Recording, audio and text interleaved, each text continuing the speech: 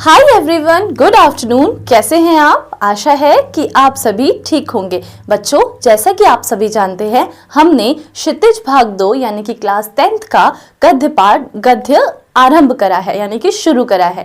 और मैंने आपको ये भी बताया था कि इससे पहले मैंने आपको पार्ट 7 जो कि नेताजी का चश्मा था वो शुरू करवाया था। तो मैं आशा करूंगी बच्चों आपने वो पार्ट अवश्य कर लिया होगा। तो चलिए, आज मैं लेके आई हूँ आपके लिए दूसरा चैप्टर यानी कि दूसरी कहानी जो है बाल गोविंद भगत। यस बच्चों, इस पार्ट में हम एक ऐसे व्यक्ति के बारे में पढ़ेंगे जो कि सिंपल लाइफ में, रियल लाइफ में एक सिंपल तरीके से रहते थे, लेकिन जो उनकी थिंकिंग थी वो काफी हाई थी। यस बच्चों, ये चैप्टर बहुत ही अच्छा है, कंफ्यूज मत हो। जितने सिंपल, जितने साधारण बाल गोविंद भगत थे, उतना ही साधारण, उतना ही इजी ये चैप्टर है। तो क्या आप रेडी हैं? Very good. तो चलिए शुरू करें। बच्चों, इस पाठ के जो मुख्य पात्र हैं वो हैं हमारे बाल गोविंद भगत। यस, क्योंकि इस पाठ में ज्यादा पात्र नहीं दिए गए हैं, लेकिन जिसके बारे में ये पाठ है, जिस पर ये पूरा पाठ आधारित है, वो हमारे बाल गोविंद भगत है। लेकिन बीच बीच में कुछ पात्र आते हैं, जैसे उनका बेटा जो कि बहुत सुस्त था, बीमार रहता था, और दूसरा उनकी पतोहू यानी कि बेटे की बहू। ये दोनों भी पाठ में आएंगे, लेकिन मुख्य पात्र हमारे बाल गोविंद भगत है। इसके अलावा बच्चों, जैसा कि मैं आपको हमेशा बताती हूँ कि हमें पाठ का नाम और पाठ के साथ साथ हमें लेखक का नाम भी याद रखना है। तो पाठ का नाम है बच्चों बाल गोविंद भगत और लेखक का नाम है रामवृक्ष बेनीपुरी। तो क्या आज शुरू करें? Very good. तो चलिए शुरू करते हैं। बच्चों, सबसे पहले हमें पाठ में ये बताया गया है कि बाल गोविंद भगत का स्वभाव कैसा था, वो कैसे रहते थे। बेसिकली उनका कैरेक्टर बताया गया है, उनका चरित्र बताया गया है। तो चलिए शुरू करते हैं और देखते हैं हमारे बाल गोविंद भगत जो थे वो कैसे थे। ठीक है। बाल गोविंद भगत मंझले कद के गोरे चिट्टे आदमी थे, यानी कि उनकी जो हाइट थी वो बराबर मतलब मीडियम साइज की थी और वो बहुत गोरे चिट्टे आदमी थे। ठीक है। 60 से ऊपर के ही होंगे, यानी कि उनकी एज कितनी थी? 60 से अबव थी, 60 से अबव थी, यानी कि वो बूढ़े हो गए थे काफी। तो 60 से ऊपर के ही है वो। ठीक है। बाल पक गए थे, यानी कि बाल जो थे वो सफेद होने लग गए थे, यानी कि वो उनको बुढ़ापा आ रहा था धीरे धीरे। ठीक है। लंबी चटाई नहीं रखते थे, यानी कि लंबे लंबे बाल ऐसा नहीं रखते थे, ऐसा कुछ नहीं था। कपड़े बिल्कुल कम पहनते थे, कमर में एक लंगोटी और सर पर कबीर पंथियों की टोपी रहती थी। कपड़े बहुत कम पहना करते थे, एक लंगोटी डाल लेते थे और एक कबीर पंथियों की जो टोपी होती है वो पहन लिया करते थे। ठीक है। जब जाड़ा आता तो काली कमली ऊपर से ओढ़ लेते, यानी कि जब ठंड लगती थी उन्हें तो वो ऊपर से काली कमली शॉल होता है उसको वो ओढ़ा करते थे। ठीक है। मस्तक पर हमेशा चमकता हुआ रामानंदी चंदन। अब ये रामानंदी चंदन क्या होता है बच्चों? ये रामानंदी चंदन जो होता है ये हमारे नाक के एक छोर से पूरा ऊपर को लगाया जाता है। तो वैसे ही बाल गोविंद भगत इस चंदन को लगाते थे। चंदन का नाम है रामानंदी चंदन। ठीक है। आगे देखते हैं। गले में तुलसी की जड़ों की माला बांधे रहते और हमेशा उनके गले में क्या होती? तुलसी की जड़ों की माला होती। ठीक है। आगे देखते हैं। उन्हें देखकर लगता था कि वह साधु है। अब उनको देखकर लगता नहीं था कि वह साधु है। ठीक है। यानी कि नॉर्मल पर्सन है, छोटे से बाल हैं, ज्यादा बाल भी नहीं है, नॉर्मल कपड़े पहनते हैं और एक लंगोटी डाल देते हैं, ऊपर से शॉल ओढ़ लेते हैं और कोई ऐसी लंबी जटाई नहीं होती जैसे साधु की होती है। तो उनको देखकर नहीं लगता था कि वो साधु हैं। ठीक है। वह गृहस्थ थे। क्या थे वो? गृहस्थ। गृहस्थ मतलब होता है घर चलाने वाले, जिसका परिवार होता है। तो वो क्या थे बच्चों? गृहस्थ थे। पत्नी का तो पता नहीं। अब ये कौन बोल रहा है? ये लेखक बोल रहे हैं कि मुझे उनकी पत्नी का तो याद नहीं है, परंतु उनकी पतोहू और बेटे को मैंने देखा था। कहते हैं कि उनकी जो बहू है, पतोहू मतलब होती है बेटे की बहू, बेटे की पत्नी। तो कहते हैं कि मुझे उनकी पत्नी का तो याद नहीं है, लेकिन मैंने उनका बेटा और बहू को देखा था। ठीक है। और थोड़ी खेतीबाड़ी भी थी, एक अच्छा साफ मकान भी था, और वो खेतीबाड़ी भी करते थे और उनका एक अच्छा मकान भी था। यानी लेखक यहाँ पे हमें बताना चाह रहे हैं कि जो बाल गोविंद भगत थे वो साधु नहीं थे, यानी कि वो गृहस्थ जीवन भी था उनका। वो घर भी संभालते थे, वो खेतीबाड़ी भी करते थे, उनका एक परिवार भी था। तो वो हर चीज करते थे तो वो साधु नहीं मानते उसको। लेकिन अभी आगे सुनना, किंतु खेती बाड़ी करते, परिवार रखते बाल गोविंद भगत साधु थे। लेकिन इन सब के बावजूद भी वो साधु थे। अब क्वेश्चन आ जाएगा बच्चों कि लेखक ने बाल गोविंद भगत को साधु क्यों कहा है। ठीक है, तो ध्यान से सुनिएगा। कबीर को साहब मानते थे, यानी कि कबीर को बहुत ही पूजा करते थे, उनको बहुत मानते थे, उनको अपना हेड मानते थे, यानी कि उनको साहब मानते थे। ठीक है, उन्हीं के गीतों को गाते, उन्हीं के आदेशों पर चलते, कभी झूठ नहीं बोलते, खरा व्यवहार रखते और ना किसी से खाम का झगड़ा मोल रहते। यानी कि वो कबीर को अपना साहब, अपना भगवान सब कुछ मांगते थे और क्या करते थे, उन्हीं के गीतों को गाते रहते थे। ठीक है, और उन्हीं के आदेशों पर चलते थे, यानी कि जो वो बोलते थे, जो उनके पदों के द्वारा कहा गया था उसी आदेशों पर वो चलते थे। ठीक है, और कभी झूठ नहीं बोलते थे और खरा व्यवहार रखते थे। खरा व्यवहार मतलब कि किसी के सामने पीठ पीछे कोई बुराई नहीं करना, जो है सच है, मुंह के सामने है, तो किसी को भी सबके सामने एक खरा व्यवहार रहता था उनका। ठीक है, और ना ही किसी से झगड़ा करते थे।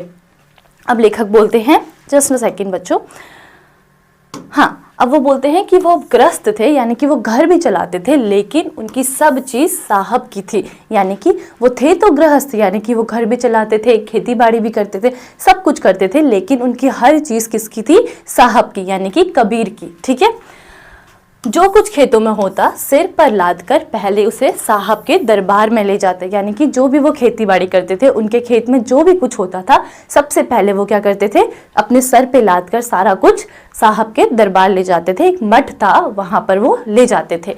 ठीक है, उनके घर से जो 4 कोस दूर पर था, तो क्वेश्चन आ सकता है कि मठ कितनी दूर था, तो उनके घर से 4 कोस दूर था। वहां पर वो जितना भी उनका खेती बाड़ी का सामान होता था, जो भी उगाया जाता था फसलों में, जो भी चीजें होती थी, उन सबको वो लाद कर, सर पर लाद कर कहाँ ले जाते थे, कबीर के पास, कबीरदास के मठ में। ठीक है, वह था कबीर का मठ। क्या था, कबीर का एक मठ होता था, वहां पर वो ले जाते थे। ठीक है, सब भेंट में चढ़ा आते और प्रसाद के रूप में जो उन्हें मिलता उसे घर ले आते। यानी कि जितना भी उनके वहां पर होती थी खेती बाड़ी, वो सब कुछ वहां रखाते, वहां प्रसाद के रूप में चढ़ा आते, और जो भी उनको मिलता था बदले में, जितना भी उनको मिलता था प्रसाद के रूप में, वो सब वो अपने घर ले आते थे और उसी से अपना घर चलाते थे। ठीक है, और उसी से गुजारा चलाते, यानी कि उन्होंने कभी भी एक्स्ट्रा नहीं मांगा, सिर्फ उसी से अपना गुजारा चलाया। तो इसीलिए बच्चों लेखक ने उन्हें क्या बोला है, साधु बोला है। यानी कि लेखक बोलते हैं कि वो दिखते नहीं थे, बाल गोविंद भगत जो थे वो साधु जैसे दिखते नहीं थे, लेकिन उनके कर्मों से, उनकी साधना से, ठीक है, वो साधु कहलाते थे उनको, यानी कि वो उनको साधु बोलते थे। ठीक है, इन सब के ऊपर मैं तो मुग्ध था उनके मधुर गीतों पर। तो लेखक बोलते हैं इन सब के अलावा भी मैं जो था पागल था, मुग्ध था उनके गानों पर। यानी कि जो वो गीत गाते थे वो बहुत ही अच्छे से, बहुत ही मधुर आवाज में गाया करते थे। ठीक है, जो हमेशा सुनने को मिलते, जो कि वो हमेशा गाया करते थे, हमेशा सुनने को मिलते थे सभी को। ठीक है, कबीर के वे सीधे साधे पद, और वो गाते क्या थे, वो गाते थे कबीर के सीधे साधे पद। ठीक है, आगे देखते हैं। अब देखो बच्चों, यहाँ पर तक हमने उनका कैरेक्टर पढ़ा, उनका चरित्र पढ़ा, ये पढ़ा कि उनको साधु क्यों कहा गया है लेखक ने। ठीक है, ये चीज पढ़ी। अब हम पढ़ेंगे कि उनके जो गीत हैं वो किस तरह से गाते हैं और क्या क्या होता है उनके गाने से। ठीक है, तो क्या आप रेडी है? वेरी गुड, तो ध्यान से सुनिएगा। देखिए, आषाढ़ की रिमझिम, आषाढ़ क्या होता है बच्चों, बारिश का मौसम होता है। ठीक है, जब सावन का आता है उससे पहले आषाढ़ का मौसम आता है, तो वही है ये आषाढ़ की रिमझिम वर्षा में, जब सब लोग पाँव भरे खेतों में लथपथ होकर धान रोप रहे होते थे। यानी कि जब आषाढ़ की रिमझिम होती थी, आषाढ़ का मौसम आता था, हल्की हल्की बारिश होती थी, उस समय सभी लोग खेतों में धान रोप रहे होते थे, यानी कि फसल उगा रहे होते थे, और उनके जो पैर थे वो पानी में बिल्कुल लथपथ होते थे। ठीक है, बाल गोविंद भगत मस्त होकर गाया करते थे, और वहां पर बाल गोविंद भगत भी होते थे, और वो मस्त होकर तल्लीनता से गाने गाया करते थे, यानी कि कबीर के पद गाया करते थे। ठीक है, वह भी कीचड़ में लपटप होकर एक पौधों की पंक्तियों में रोपते चले जाते थे। यानी कि वो भी कीचड़ में खेती करते थे। ठीक है, पौधों को रोपते थे, और रोपते रोपते वो गाना भी गाते रहते थे, अपनी सुर ताल उसमें मिलाते रहते थे। ठीक है, उनके संगीत से बच्चे झूमने लगते। अब उनके संगीतों से क्या होता था, कैसा प्रभाव पड़ता था माहौल को, तो उनके जो संगीत थे वो इतना मधुर गान गाते थे, इतने अच्छे स्वर में वो गाना गाया करते थे, कबीर के पद गाए गाते थे, जिससे कि जो बच्चे थे वो झूमने लगते थे। महिलाएं क्या है, गुनगुनाने लगती हैं। ठीक है, हलवाहो कौन होते हैं, जो हल चलाने वाले होते हैं, तो हलवाहो के पैर अपने आप ताल में उठने लगते। सब लोग उनके जादू छा जाता, यानी कि जहां पर भी वो होते थे, जहां पर भी वो गाना गा रहे थे, तो सारी जगह चारों तरफ जादू सा छा जाता था, यानी कि वो बहुत अच्छा गाना गाते थे। तो लेखक यहाँ पर यही कहना चाह रहे हैं कि वो इतना अच्छा गाना गाते थे कि सभी लोग उनसे बहुत ज्यादा प्रभावित हो जाते थे, यानी कि सभी लोग आनंद में मुग्ध हो जाते थे। तो ये सिर्फ इतना ही नहीं कि वो एक साधु की तरह रहते थे, बल्कि उनके काम, उनकी साधना, उनकी संगीत साधना सब कुछ एक साधु की तरह थी। ठीक है, इसीलिए लेखक ने उन्हें साधु कहा है। तो जैसे मैंने आपको बोला था कि ये पार्ट बहुत सिंपल है, लेकिन अगर आप इसको ध्यान से एक फीलिंग के साथ पढ़ेंगे तो आपको बहुत मजा आएगा। ठीक है, अब आगे देखते हैं थोड़ा सा उनके परिवार के बारे में। देखिए, बाल गोविंद भगत का संगीत साधना का उत्कर्ष तब देखा गया जब उनका बेटा मरा। अब यहाँ पर लेखक बोलते हैं कि वो गाना तो रोज गाते थे, लेकिन उनकी संगीत जो साधना थी उसका उत्कर्ष, यानी कि उसका हमें जोश तब दिखा जब उनके बेटे की मृत्यु हो गई। यानी कि उनके बेटे की जब मृत्यु हुई तब हमें पता चला कि ये संगीत साधना इनकी कितनी ज़्यादा पावरफुल है, कितनी ज़्यादा स्ट्रॉन्ग है। ठीक है, अब देखते हैं क्या होता है, बताइए। चलो सोचो क्या होगा, मुझे कमेंट बॉक्स में आंसर देना। ठीक है, थोड़ा दिमाग लगाओ।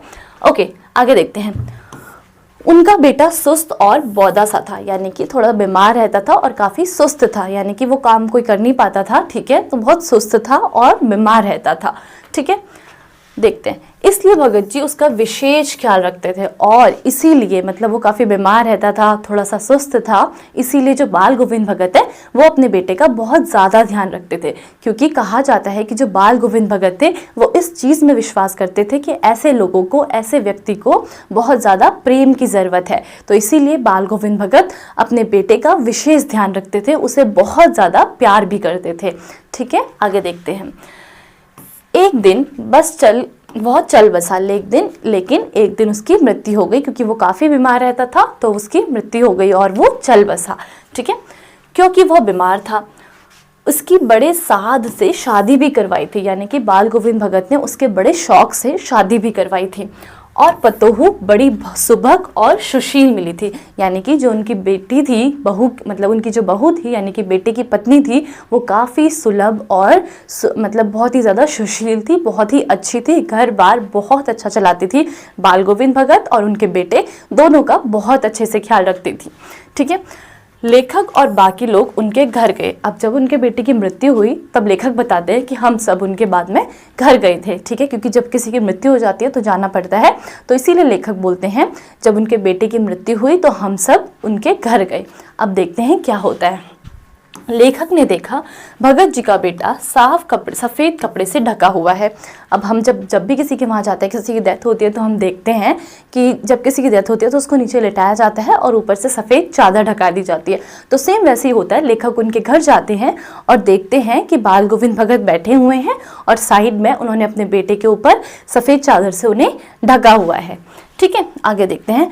कुछ फूल उसके सिरहाने रखे हैं और साइड में उसके सर के ऊपर कुछ सिरहाने में फूल रखे हैं। सामने जमीन पर आसन लगाकर खुद भगत जी तल्लीन होकर गा रहे हैं। वेरी इंपॉर्टेंट, ठीक है, ध्यान रखना।